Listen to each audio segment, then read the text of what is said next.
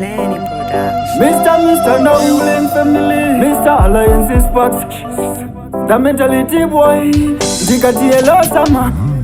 Ndaganda kusuwa sama. Apana siwa sika chaka simbachi kwama. Rika baba miana. Varova anda ama. Badness takalota kuma infama. Mapia tichipanja kungepa wishu. Bashara kuputika semo katishu. Sandi bata bleni nasi kuma kwishu. Ndaona mabebi varova tu kwishu. Sama Pateni ndaone kama kufa ndarongeza ndafisa pijama. Ndafunga mbotamba sama. Yeah, sama Sinu zese zaronge kama sikata koneta yatanga sama. Tafunga mbotamba sama. Ndaona mabebi vada na jizazi. Vaona pan na karova adidas. Kuna spandi tino cheka kunge zizaz. Andidi ziri strong gitambize bolinjas. Sapiki njini sama momwe. Kuva kare nichipisa mpore. Vanakirwa nepatani kopa mtore. Nditambize fuchikeni chijanchore. Pateni ndaone kama kuva ndarongeza ndafisa pijama. Ndafunga mbotamba sama.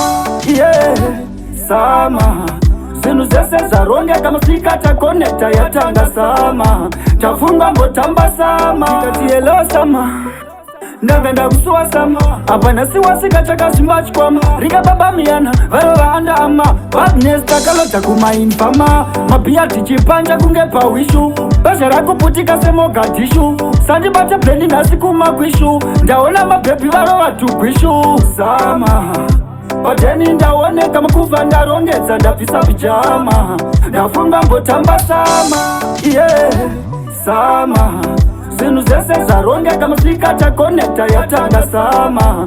Tafunga mbotamba sama. Ndaona mabebi vada na jizazi. Vaona pan na karova adidas. Kuna spandi tino cheka kunge zizaz. Andidi ziri strong gitambize bolinjas. Sapiki njini sama momwe.